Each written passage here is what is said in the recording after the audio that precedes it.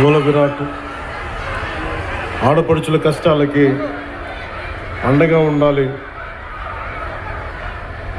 కూటమి ఏర్పడ్డ తర్వాత ఎన్నికల ముందు సూపర్ 6 గురించి మాట్లాడుకుంటున్నప్పుడు ప్రత్యేకించి గౌరవ ముఖ్యమంత్రి శ్రీ నారా చంద్రబాబు నాయుడు గారు అన్న మాటలు నాతోటి ఉచిత బస్సు సౌకర్యం కల్పించాలి.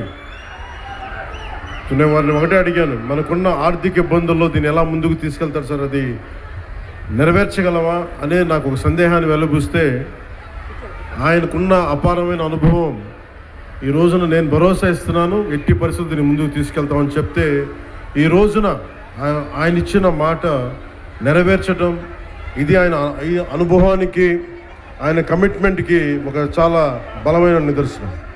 అలాంటి ముఖ్యమంత్రి శ్రీ నారా చంద్రబాబు నాయుడు గారికి నా హృదయపూర్వక నమస్కారాలు. ఆడపడుచు అందరి తరపున వారికి కృతజ్ఞతలు తెలియజేసుకుంటాము. అలాగే గౌరవ మానవ వనరుల అభివృద్ధి, ఇన్ఫర్మేషన్ టెక్నాలజీ, ఎలక్ట్రానిక్స్ మరియు కమ్యూనికేషన్, రియల్ టైం గవర్నెన్స్ శాఖ మంత్రివర్యులు సోదరులు శ్రీ నారా లోకేష్ గారికి నా హృదయపూర్వక నమస్కారం.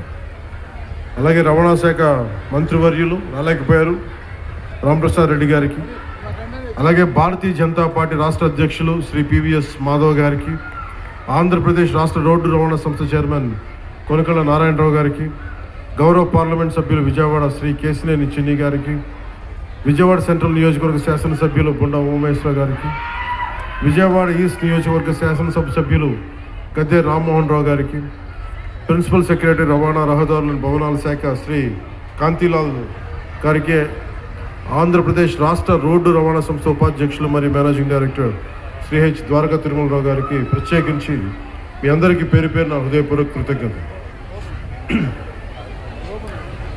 ఇది ఆగస్టు 15 79వ స్వాతంత్ర దినోత్సవం సందర్భంగా